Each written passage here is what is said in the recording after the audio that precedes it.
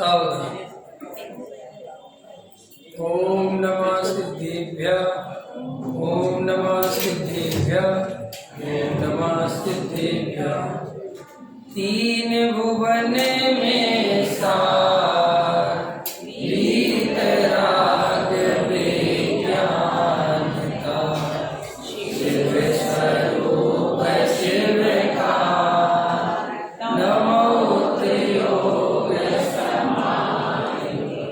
संत के मानस शांत हो, जिनके गुणों के गान में वर्तमान महान विचरे हमारे ज्ञान में। जैसा कि आप सभी लोगों को विदित है, 6 ढाला के आधार से ये अपने को क्लास चलानी है और हमारा सारा जैन समाज 6 ढाला से बहुत अच्छे से परिचित है। तो इसलिए 6 ढाला के बारे में तो परिचय देने की कोई आवश्यकता नहीं है, तो उसमें तो अपन अपना समय खराब नहीं करेंगे। लेकिन 6 ढाला में जो वस्तु का स्वरूप बताया है उस पर अपन को चर्चा प्रारंभ करनी है। तो जो 4 गतियों का परिभ्रमण है, जो 4 गति का अपना परिभ्रमण चल रहा है जीव का, उसमें पहली ढाल में पंडित दौलत राम जी कहते हैं कि ये जीव, जितने भी जीव हैं सभी दुखी हैं और सुख चाहते हैं। ठीक है ना। अब एक प्रश्न है पहले आपसे, आप लोगों में से दुखी कौन कौन है? सबकी जिम्मेदारी मेरे प्रवचन में बिल्कुल मत लेना। सब शब्द बोलना ही मत, सिर्फ अपने बारे में बोलना। ठीक है, चलो बताओ कौन कौन दुखी है? मैं। किसने हाथ उठाया? आप। क्या दुख है आप है? सब दुख है। एक दुख का नाम तो गिनाओगे कि नहीं कि ये दुख है? क्या दुख है बताओ, बताओ बेटा क्या दुख है आप है? कुछ भी दुख नहीं है। देखो पहले देखो दौलत राम जी अपने से क्या कह रहे हैं कि जे तुरवन में जीव अनंत, तो वो जीव हमें, और वो कह रहे हैं सब दुखी है और सुख चाहते हैं। तो पहले नंबर पर अपन दौलत राम जी से बात कर लें कि आप हमें दुखी कह रहे हो, लेकिन हमें तो कोई दुख नहीं है। क्या दुख है? पराधीनता का दुख है। वाह, पराधीनता का दुख है। क्या पराधीनता है? स्त्री जनित पराधीनता है। ठीक है साहब, बहुत अच्छा। और क्या दुख है? अरे शरीर का दुख है। चलो और बताओ, और क्या दुख है? जन्म मरण का दुख है। बोलते जाओ। इच्छाओं का दुख है। इच्छाओं का दुख है। चलो अरे भैया आप लोग भी बोलो, बताओ क्या दुख है? पढ़ाई का दुख है। ये बहुत अच्छा, ये भी बहुत बढ़िया है। पढ़ाई का भी दुख हो सकता है, बिल्कुल ठीक। और महिलाओं ने ये नहीं बनाया, भोजन बनाने का दुख है। भोजन बनाने का दुख नहीं है। भाई साहब को दुकान चलाने का दुख है ना? सब दुख है ना। अब श्री गुरु कह रहे अगर ये सब तुम्हें दुख लगते हैं और तुम इसलिए 6 ढाला पढ़ना चाहते हो कि ये दुख मिट जाए, तो पहले नंबर पर ये दुख आत्मा में है ही नहीं। ये दुखों की बात ही नहीं है, और ये आप नहीं सारी दुनिया में ये दुख मिटाना चाहते हैं। लेकिन वास्तव में दुख तो है ही, इसलिए इन दुखों को हम अपना स्वरूप मानते हैं कि ये दुख मुझे है। यही तो मिथ्या दर्शन है। और क्या मिथ्या दर्शन है? शरीर में जो भी कष्ट है, शरीर में जो भी दुख तकलीफ हो रही है, वो ऐसा मानते हो कि मुझे हो रही है, इसका नाम मिथ्या दर्शन है। स्त्री पर्याय में दुख है, किसकी पर्याय? कौन है स्त्री पर्याय में? मैं स्त्री हूं और मुझे स्त्री होने के कारण दुख है, इसका नाम मिथ्या दर्शन है। अब देखो आपके सारे दुख एक मिनट में खत्म हो गए, क्योंकि जब मैं शरीर नहीं हूं तो शरीर के दुख मेरे कैसे हो सकते? जब मैं स्त्री नहीं हूं तो स्त्री पर्याय के दुख मुझे कैसे हो सकते हैं? तो दुख तो होता है, तकलीफ तो होती है, आकुलता तो होती है। वो होती इसलिए है कि हम अपने को स्त्री मानते हैं। हम स्त्री हैं इसलिए दुखी हैं, ये बात नहीं है। हम अपने को स्त्री मानते हैं इसलिए दुख होता है। पकड़ में आया कि नहीं आया? इसलिए पहले नंबर पर असली दुख को पहचानो कि वास्तव में दुख है क्या। सारी दुनिया में जो दुख का स्वरूप है वो यही है कि साहब शरीर का दुख है, जन्म मरण का दुख है। जन्म मरण किसका होता है? किसके होता है जन्म मरण? अच्छा बताओ, किसी के जन्म मरण होता है क्या? अभी आपने कहा था ना जन्म मरण का बहुत दुख है। किस किस को पता है जन्म का दुख? हाथ उठाओ। आपने कहा ना जन्म मरण का दुख है, तो आपको अपने जन्म के समय का दुख याद है? अरे हाँ या ना? नहीं। और मरण समय का दुख याद है? तो फिर कैसे बोला जन्म मरण का दुख है? अब ये पंडित जी तो बड़ा कंफ्यूज कर रहे हैं। देखो, सिर्फ यहीं से वस्तु स्वरूप छुपा हुआ है, यही रहस्य है। और इस रहस्य को हम नहीं पहचान पा रहे हैं, जिसके कारण ये चार गति परिभ्रमण चल रहा है। सिर्फ हमें यही रहस्य पहचानना है, यही बात जाननी है कि वास्तव में मैं जिन्हें दुख कहता हूं वे दुख हैं भी कि नहीं। आप पता जिन दुखों को दुख कह रहे हैं ना, ये भैया कह रहे पढ़ाई का दुख है, छोड़ दो पढ़ाई। कौन ने रोका है? नहीं समझ में आया? कैसी बात करते हो? पढ़ाई छोड़ देंगे तो सुखी कैसे हो? पकड़ में आया कि नहीं आया? तो देखो भैया, पर द्रव्य मुझे सुखी करता है, पर द्रव्य के संयोग से मैं सुखी होता हूँ। इस मान्यता के कारण ही वो पर द्रव्य की प्राप्ति के लिए उपाय करते हैं, और वो जो उपाय है वो पराधीन है। इसलिए आप कहते कि साहब दुख है। दुख तो आपने पैदा किया है। दुख है कहाँ वस्तु स्वरूप में? बोलो है? एक व्यक्ति मुझे अमेरिका जाना है, मुझे उज्जैन में नहीं रहना है, ऐसी चाह पैदा करे, फिर उससे उसके माँ बाप कहें इसके लिए बहुत पढ़ाई करनी पड़ेगी, रात को 2-2, 3-3 बजे तक पढ़ना पड़ेगा, और वो पढ़े, और फिर बाद में सुबह आके कहे कि बहुत दुख है। कि क्यों दुख है? साहब रात को 2 बजे तक पढ़ना पड़ता है और सब सो जाते हैं। तो बताओ दुख किसने पैदा किया? करा ना? कि कैसे करा? कि अमेरिका जाने की चाह करी। अगर अमेरिका जाने की वो इच्छा आज ही छोड़ दे तो उस संबंधित दुख तो भी मिट जाए। तो ऐसे हमारे सारे दुख अपने ही अज्ञान से पैदा किए गए हैं। ख्याल में है ना? और अगर हम इस अज्ञान को वस्तु स्वरूप को समझकर इस अज्ञान को दूर कर दें तो दुख अभी मिट जाए। तो आप पहले अपने दुखों को पहचानो कि मुझे दुख क्या है, और ये आप जितनी गहराई से समझोगे। देखो, मैं आपको 6 ढाला जी पढ़ाने आया हूँ, ये बिल्कुल सही नहीं है। ख्याल में है ना? मैं आपको वो पढ़ाने आया हूँ जो आपने आज तक नहीं पढ़ा है। इसलिए प्लीज थोड़ा शांति से सुनना, मेरी बातों को समझना। मैं बहुत प्रैक्टिकल बात करता हूँ, बहुत एकदम सीधी सादी भाषा में बात करता हूँ। कोई मेरी भाषा आपको ऐसी नहीं लगेगी कि पंडित जी ने कुछ प्रवचन किया, आपको ऐसा लगेगा मैंने बातचीत करी है। बिल्कुल आपको सब समझ में आएगा, और आप धीरे से शांति समझना।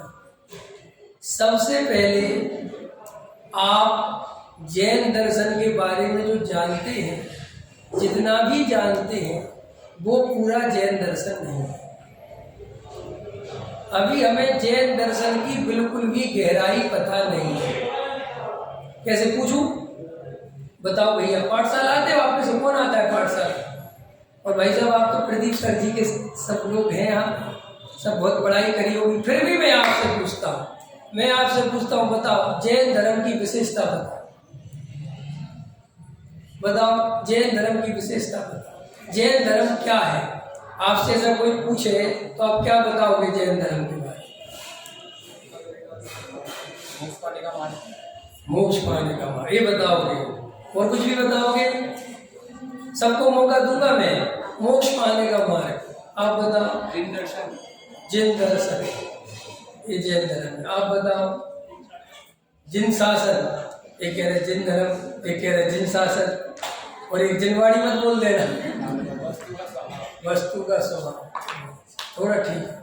और बताओ, और कोई पूछे जैन दर्शन की और विशेषता बताओ। अनेकांत में, अहिंसा में, वाह, इंद्रियों बहुत प्राणियों पे सही। अब अगला प्रश्न पूछेगा अनेकांत क्या है? एक ही वस्तु में अनेक धर्मों का होना अनेकांत। तो समझ जाएगा?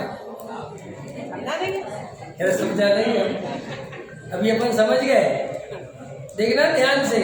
आपको लगता है हम अनेकांत समझते हैं, आपको लगता है हम स्यादवाद समझते हैं, हमें लगता है हम अकर्तावाद समझते हैं, हमें लगता है हम क्रमबद्ध पर्याय समझते हैं, हमें लगता है हम वितरागता समझते हैं। अगर ये जिस दिन समझ गए होते, वास्तव में समझ गए होते, तो मैं दुखी हूं ऐसा कभी नहीं बोलते। ये जो हमने समझे हैं, इनकी गहराई में जाके नहीं समझे हैं। और इनकी गहराई को जितना ज्यादा आप समझ लोगे, समझ लेना उस दिन आपको वास्तव में सम्यक दर्शन के लिए कुछ नहीं करना पड़ेगा, सम्यक दर्शन अपने आप ही हो जाएगा। अभी हम भगवान को पूरी तरह अकर्ता नहीं मान पाते, अंदर से श्रद्धा नहीं जगा पाते कि भगवान पूरी तरह अकर्ता है, कोई किसी का कर्ता धर्ता नहीं है, जो होना है वो निश्चित है, इसका श्रद्धा नहीं कर पाते। आज जो अपने बाल संस्कार शिविर लगा रहे हैं और जो अपन बच्चों को ये पाठशाला भेज रहे हैं, ये सर्वोत्कृष्ट काम है, सबसे बढ़िया काम है। लेकिन बच्चों को पाठशाला में लाते हैं, पढ़ाते हैं, अपनी तरफ से पूरी कोशिश करते हैं, और हम भी इतने दिन से पढ़ते हैं, लेकिन वास्तव में हमारा ज्ञान एकदम व्यवस्थित परिपूर्ण फिर भी नहीं होता। हम आज भी ये नहीं समझ पाते हैं कि कौन सी क्रिया कब होनी चाहिए, दया, दान, पूजा, भक्ति, व्रत, शील, संयम आदि का क्या महत्व है, इनकी क्या उपयोगिता है, स्वाध्याय में चारों अनियोग है, इनकी क्या उपयोगिता है, इनको किस तरीके से किसका श्रद्धान करना, किसका छोड़ना, अकर्ता का अर्थ क्या है। अभी मैंने पीछे एक प्रवचन किया है जिसमें मैंने बताया था कि वास्तव में जो हमारा कर्तृत्व है, जो हमारा कर्ता भाव है, इस जगत के कर्ता धर्ता भगवान है। ये बात दुनिया को समझाने की कोई जरूरत नहीं है, हर आदमी अपने आप ही समझ जाता है। और इस जगत का कोई कर्ता धर्ता नहीं है, ये समझाना सबसे कठिन काम है। इसलिए जैन दर्शन को समझने के लिए बहुत विद्वत्ता चाहिए, बहुत प्रतिभा चाहिए। अगर हम बाहर के मात्र कुछ आचरण को, दया, दान, पूजा, भक्ति को, अहिंसा आदि भावों को ये समझेंगे कि ये जैन दर्शन है, तो जो असली जैन दर्शन है वहां तक हम कभी नहीं पहुंच पाएंगे। और यही सबसे बड़ी प्रॉब्लम हो रही है कि हम लोग बहुत कंफ्यूज हैं और समझ नहीं पाते। हमारे बहुत से बच्चे जैन कुल में जन्म लेते हैं, जैन धर्म में पाठशाला भी जाते हैं, करते हैं, लेकिन बाद में उतने प्रॉपर तरीके से हमारे अनुसार नहीं चल पाते, और कई बच्चे तो अन्य धर्मों से भी आकर्षित हो जाते हैं, चमत्कार वालों के पास भी जाने लगते हैं। आखिर क्यों? ऐसा क्यों होता है? ऐसा इसलिए होता है कि हम उन्हें प्रॉपर अकर्ताभाव समझा नहीं पाए। हमने ये तो कह दिया कि हमारे भगवान वीतरागी हैं, वो कुछ करते धरते नहीं है, लेकिन ये नहीं समझा पाएगा वो वीतरागी इसीलिए हो गए कि इस दुनिया में कुछ करने धरने की व्यवस्था नहीं है। ख्याल में है ना? हमारे भगवान कुछ करते धरते नहीं है। क्यों नहीं करते धरते? क्योंकि वीतरागी है। बोलो जल्दी। वीतरागी है इसलिए करते धरते नहीं है कि कुछ कर धर नहीं सकते, इसलिए वीतरागी हो गए। बराबर आ गया समझ में? अब इसमें उसमें अंतर पड़ गया। समझ में आया कि नहीं आया? हम लोग भी क्या करते हैं, हे भगवान इस मुसीबत से बचा ले, करते कि नहीं करते हैं? इस भगवान इस मुसीबत से बचा ले, और उस मुसीबत से बचाने के लिए भगवान को याद करते। माने क्या है? और अभी एक प्रवचन में मैंने सब बताया है कि ये कर्ता कर्म क्यों चल रहा है, इसका कारण क्या है। इसका असली कारण ये है कि हम सब अपने को कमजोर समझते हैं। मैं अनंत पावरफुल शक्तिमान आत्मा हूं, ये हमें बात समझ में नहीं आती, और हमें ऐसा लगता है कि मैं बहुत दीनहीन हूँ, मैं बहुत कमजोर हूँ, और मेरी कोई मदद कर दे, मेरी कोई सहायता कर दे। ये कब से देखा आपने? बचपन से ही। और बचपन में पहले माँ बाप को पावरफुल माना, फिर उससे बड़े किसी और को माना, फिर ऐसा लगने लगा कि कोई भगवान है जो सुख दुख करने वाला है। तो फिर यहाँ आए तो यहाँ समझाया कि नहीं, भगवान कुछ करता धरता नहीं है, कर्म सब खेल खिलाते हैं। कौन खिलाते हैं? तो अपना भगवान किसको मान लिया? कर्मों को। और सारा खेल काय का है? पुण्य और पाप का। अच्छी सामग्री काय से मिलती है? पुण्य से। बुरी सामग्री काय से मिलती है? पाप से। इसलिए काय के पीछे दौड़ने लगे? पुण्य के। और पी किससे भागने लगे? पाप से। लेकिन मजा आता है पाप में। मजा किस में आता है? पुण्य में के पाप में? जल्दी बताओ है? मैंने कहा था देखो बोलना पड़ेगा। इसमें आता है मजा? पुण्य में के पाप में? पाप। और चाहते क्या हो? पुण्य क्यों चाहते हो? ताकि पाप कर सके। हम पुण्य क्यों चाहते हैं? जितने बड़े बड़े लोग होते हैं समझाते फिरते हैं, देखो भैया अशुभ से अच्छा शुभ है, अशुभ से अच्छा शुभ। उनसे पूछो क्यों? उनसे पूछो क्यों अच्छा है? तो वो कहते हैं कि अगर अध्यात्म प्रेमी हुआ तो वो ये जवाब देते हैं कि शुभ शुद्ध के करीब है। ख्याल में है ना? अध्यात्म प्रेमी वाले। और जो गैर अध्यात्म प्रेमी है वो सीधा बोलते हैं, अरे कैसी बातें करते हो, पाप से नरक चले जाओगे, पुण्य से बढ़िया स्वर्ग जाओगे। उनका तो सीधा जवाब है। लेकिन जवाब भले वो हो चाहे जवाब भले ये हो, अंदर मूल में दोनों ही मिथ्या दर्शन है। आप समझ रहे हो ना? हम धर्म परंपरा के कारण, जातिवाद के कारण, कुल के कारण, ख्याल में है ना, करते हैं, इसलिए कभी हमें सच्चे धर्म की प्राप्ति नहीं होती। आप स्कूल क्यों जाते हो? परंपरा के कारण के सुखी होने के लिए। अभी अंतर्गत नहीं उसे आप परम। अरे तो मेरे को देख के क्यों उत्तर बदल रहे हैं? मेरे को देख के बिल्कुल नहीं बदलना। मैं क्या है, डॉक्टर के सामने बीमारी थोड़ी बदल देते हो। बदलते हो क्या? डॉक्टर मुझे क्या दर्द है तो हो जुकाम, और बोलो डॉक्टर की आंख देख के नहीं पेट दर्द है, ऐसा तो नहीं करते। अच्छा स्कूल क्यों जाते हो? बोलो परंपरा से जाते हो कि वास्तव में यहाँ जाऊंगा और पढ़ाई लिखाई करूंगा तो मेरा भविष्य बढ़िया हो जाए। समझना ध्यान से। और मंदिर काय के कारण आते हैं? क्यों आते हैं? परंपरा के कारण। फिर आप भूल जाते हो कि हम परंपरा के कारण आए हैं। फिर हमें धर्म रमोकार बंध से लेके सब कुछ धीरे धीरे पढ़ने लगते हैं, सीखने लगते हैं, समझने लगते हैं, और फिर धीरे धीरे हमारे अंदर एक डेवलप होता चला जाता है कि हमें तो बहुत अच्छा लगता है धर्म, हमें तो बहुत अच्छा लगता है। क्यों अच्छा लगता है? किस लिए अच्छा लगता है? सबसे पहले तो इसलिए अच्छा लगता है कि धर्म करने में थोड़ी शांति भी मिलती है और प्रशंसा भी मिलती है। मिलती कि नहीं? कोई व्यक्ति रोज मंदिर आता है तो लोग उसे सज्जन समझते हैं, और वो थोड़ा सा स्वाध्याय वगैरह करने लगे, पढ़ने पढ़ाने लगे तो लोग और धार्मिक समझते हैं, और मान के चलो थोड़ा आचरण में भी आगे निकल जाए तो फिर लोग नमस्कार ही करने लगते हैं। है ना? तो इस तरीके से जब आप गहराई में अपना आकलन करोगे तब आप ध्यान से देखोगे कि मुझे आत्मा से प्रेम नहीं हुआ, मुझे आत्मा के नाम पर प्रेम बाहर की चीजों से हुआ है। ख्याल में है ना?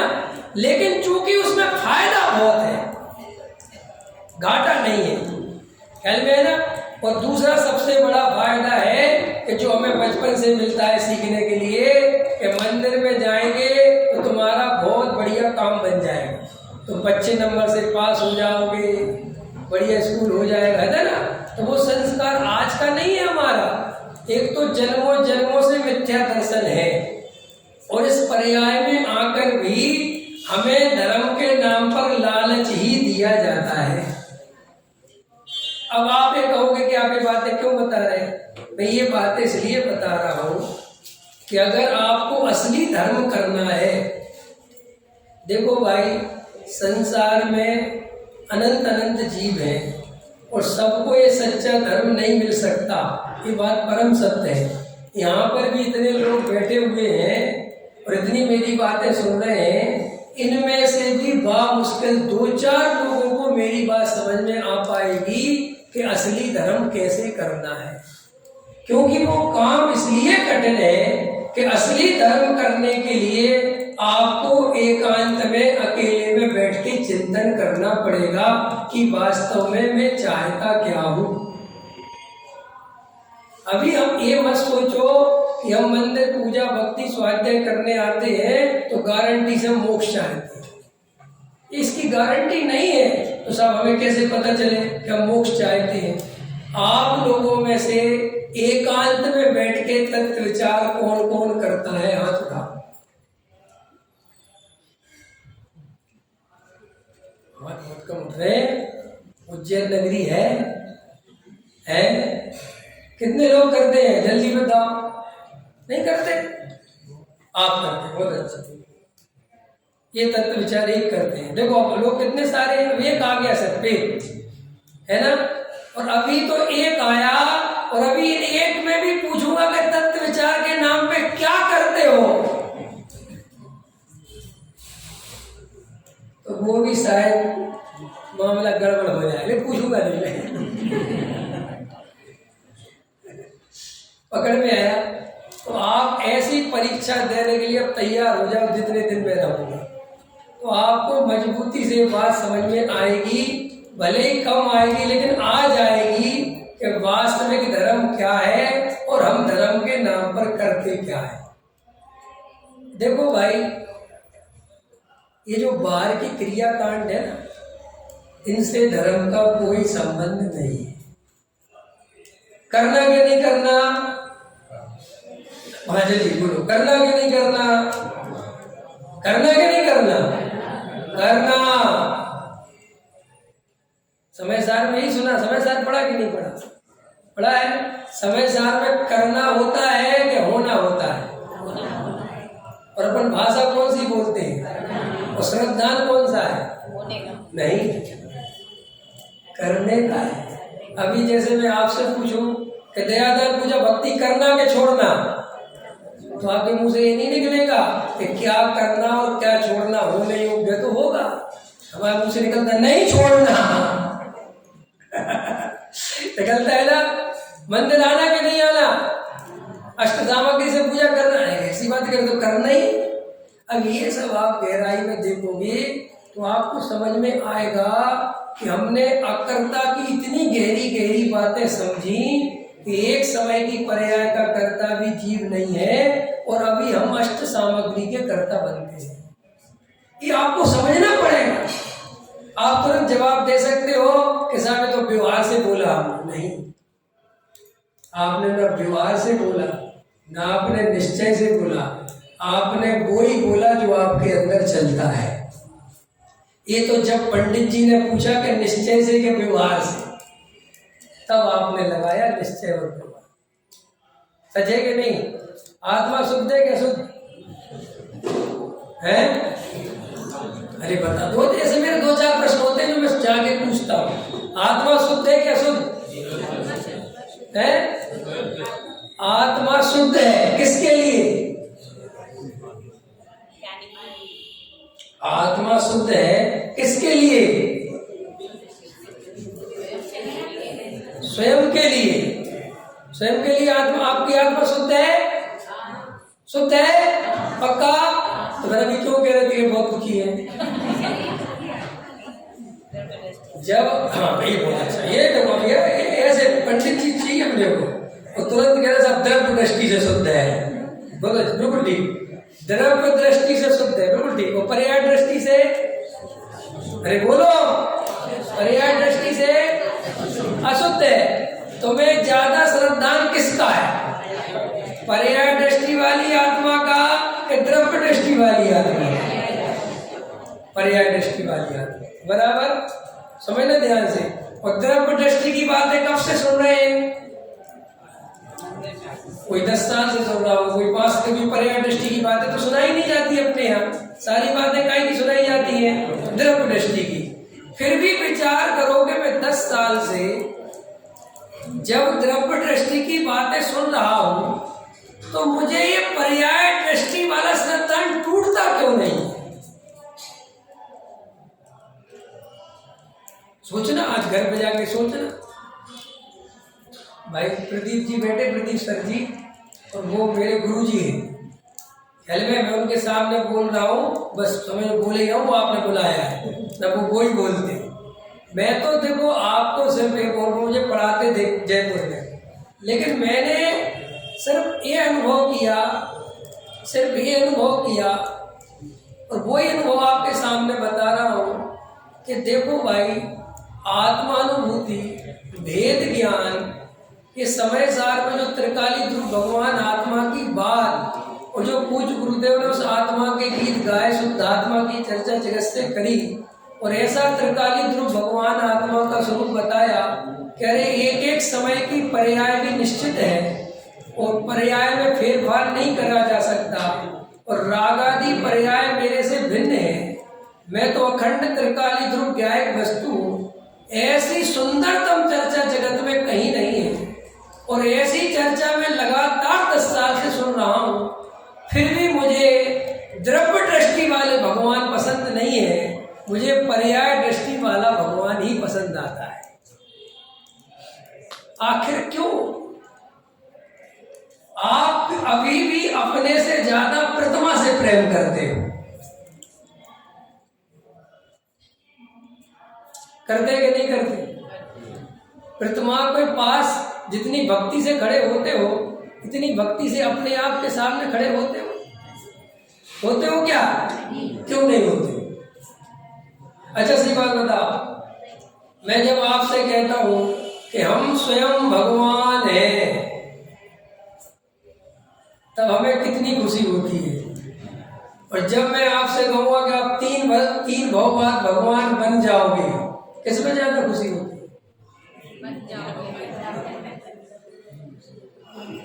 किसमें होती है? मनीष जी, मनीष जी नाम है ना, किसमें होती है? बताओ, सही बताओ, हरदम याद रखो। आपको हमेशा बन जाने वाले भगवान में खुशी होती है।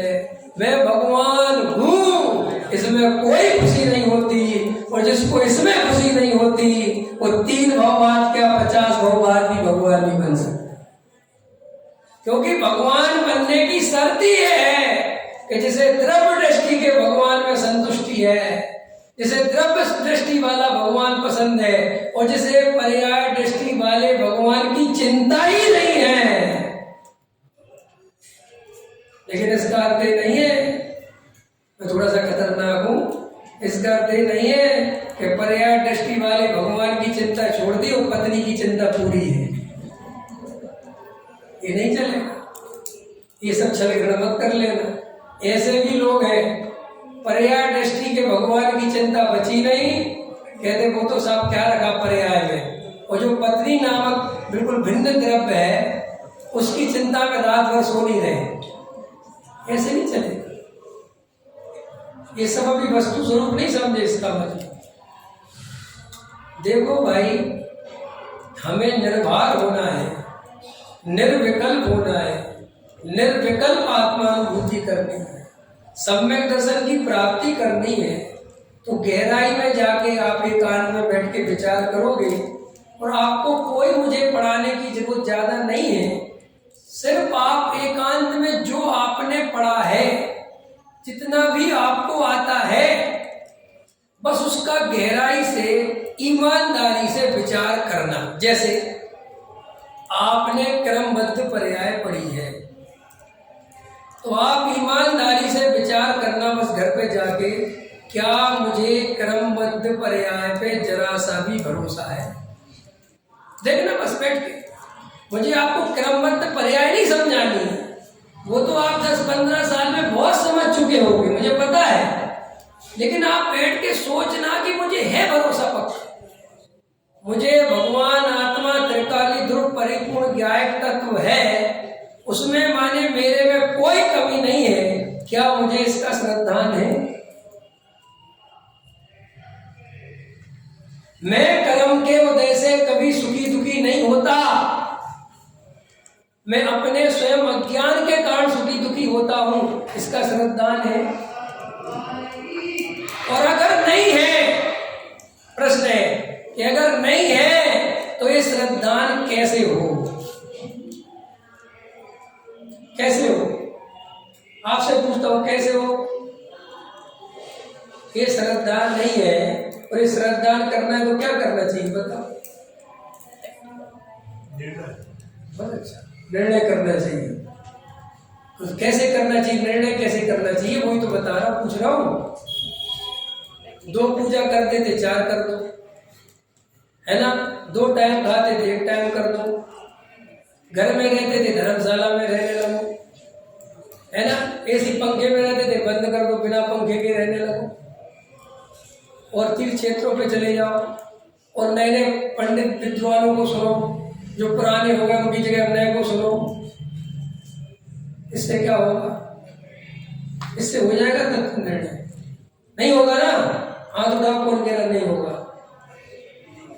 ऐसे उठा ना दम से, एक बात, वेरी गुड। नहीं होगा ये पता होने पर भी फिर भी क्या कर रहे हैं? नहीं कर रहे हैं। आपको पता है आप ये क्यों कर रहे हैं? इसका जवाब दे दे, क्यों कर रहे हैं? जब हमें पता है कि इससे नहीं होगा, फिर भी हम ये क्यों कर रहे हैं? क्यों कर रहे हैं बताओ? हाँ, ये कह रहे रास्ता तो यही है, बराबर। रास्ता यही है कि 2 की जगह 4 पूजा है। और हाँ, बहुत अच्छा। कैसे? भाव दृष्टि। देखो, ये आप इसलिए कर रहे हैं कि जो असली बात है वो तो आपको पता है, ठीक है, लेकिन उस असली बात में मन नहीं लगता। और जो नकली बात है, अगर ये छोड़ देंगे तो मन कचोटेगा, जब कुछ नहीं करना तो स्वच्छंदी हो गया, ख्याल में है ना? तो ये मन को संतुष्ट करने के लिए हम ये काम करते रहते हैं।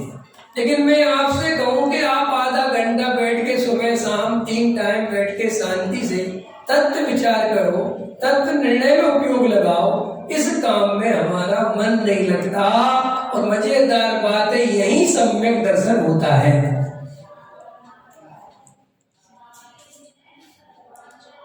और अगर आप यहां ताकत लगाओ, आज ही लगाना और शाम को मेरे पास आना, आप ऐसा अनुभव करोगे कि आज मैं कुछ ऊपर उठाऊं, आज मुझे कुछ बात अंदर से पता चली है कि मेरी वास्तविक स्थिति क्या है।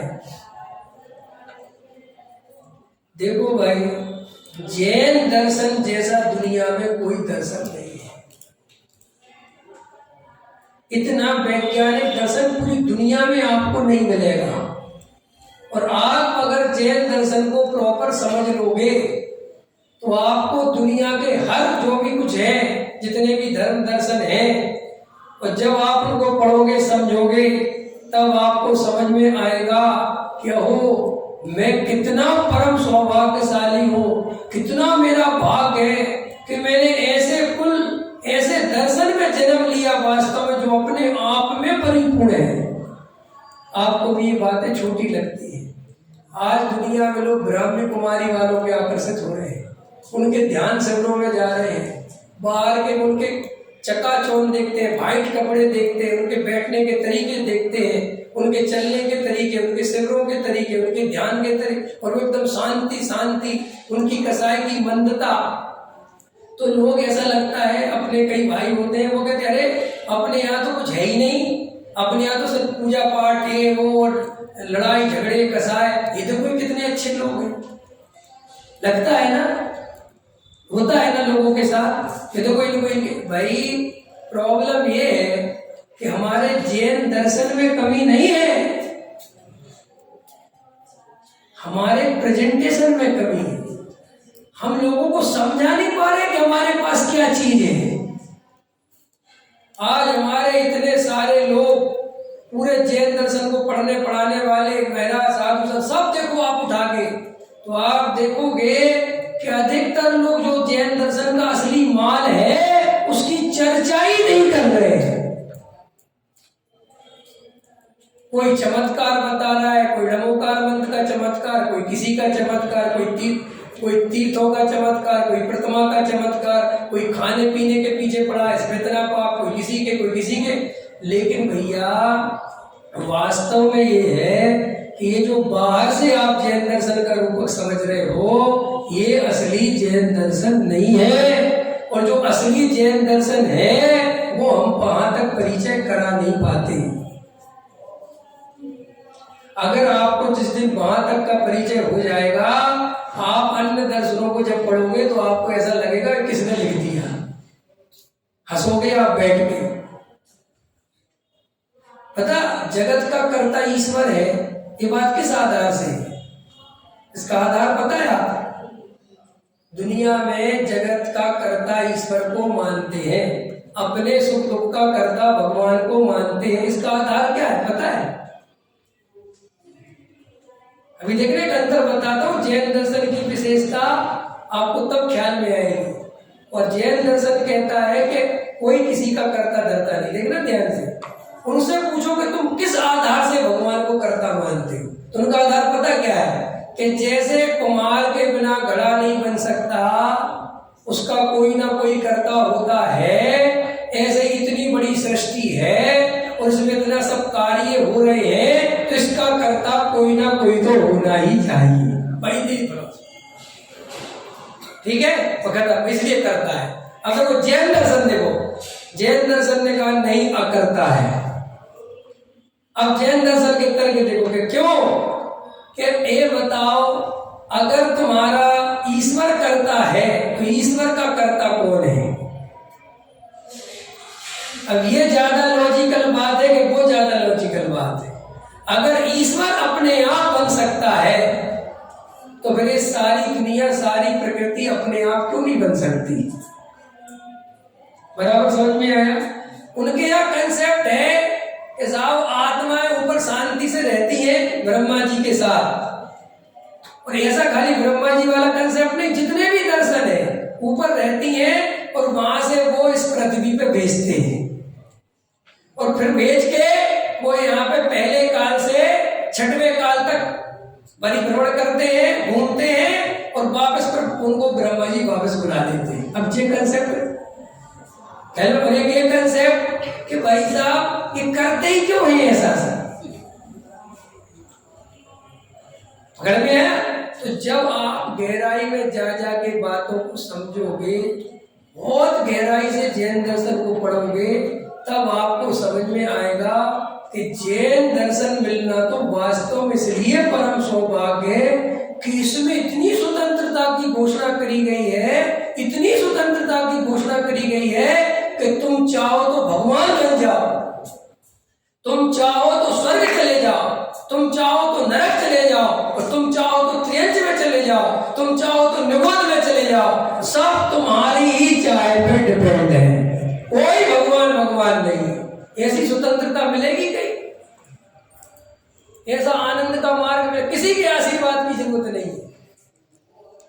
कोई आशीर्वाद देने वाला, ये भगवान की पूजा भक्ति करते हैं ना, ये क्यों करते हैं पता है आप? क्यों करते हैं? इसलिए करते हैं कि हे जिनेंद्र देव आपकी जय हो, आपने मुझे ये स्वतंत्रता बता दी कि मैं भी भगवान हूं। आप मेरा कुछ अच्छा बुरा कर दो, ये बिल्कुल भी नहीं है। पकड़ में आया? तो अभी तो अपना बिल्कुल एकदम अभी आया था मैं, और आपके साथ बैठ गए। अभी अपन ने जो चर्चाएं आपसे कर सकते थे करी। बस आप मेरे साथ इतना कंप्रोमाइज करना कि घर से कुछ तत्व संबंधी प्रश्न लेके आना जो आपको परेशान करते हो, जो आपको आत्म ध्यान में बाधा बनते हो, तत्व निर्णय नहीं होने देते हो। आप इतना स्वाध्याय सुनने के बाद भी अंदर आपके क्या चल रहा है, क्या तकलीफ हो रही है, आप कहाँ अटक रहे हो, आपकी कहाँ पर पदार्थों में सुबुद्धि हो रही है, इन सब का गहराई से विचार करके आना। फिर आपको जहां पे जो अटकाव हो उसको देखो। आपको 6 ढाला ही पढ़ा रहा हूं मैं, आप डरना मत। 6 ढाला पढ़ना है कि आत्म कल्याण कैसे हो, ये पढ़ना है कि 6 ढाला में यही तो लिखा है। समझ में आया? लेकिन 6 ढाला से आप 100% परिचित हो, ये मैं जानता हूं। मुझे पता है आप परिचित हो पूरी तरह। मैं तो सिर्फ आपको उस परिचय के बाद भी आत्मा से परिचय क्यों नहीं हो रहा है, ये जो कमी चल रही है, इस पे अपन चर्चा करने वाले हैं। गहराई से अच्छा बढ़िया मानस बना के रखें। बहुत गहराई से अपना तत्व निर्णय करने के लिए अपन 4 दिन लगाएंगे। और अगर आप 4 दिन मेरा साथ दोगे, 5 दिन जो भी है, तो आपको गारंटी से कुछ ऐसी झलकियां मिलेंगी, कुछ ऐसा आपके अंदर परिवर्तन आएगा जो आपने उसके पहले कम अनुभव किया होगा या नहीं किया होगा। तो आप और हम सब बैठ के इन 5-6 दिनों में गहरे तत्व विचार में उतरेंगे, शांति का मार्ग समझेंगे, समता भाव कैसे आता है ये सब समझेंगे, सम्यक दर्शन की प्राप्ति कैसे होती है, तत्व विचार कैसे करना चाहिए, तत्व विचार में कैसे कैसे विकल्प आते हैं, वो सब आप इस प्रकरण में अपन चर्चा करेंगे। तो आप शांति से सब समय पर आए और समय पर चर्चा होगी। अभी का समय हो गया है। अभी बहुत ही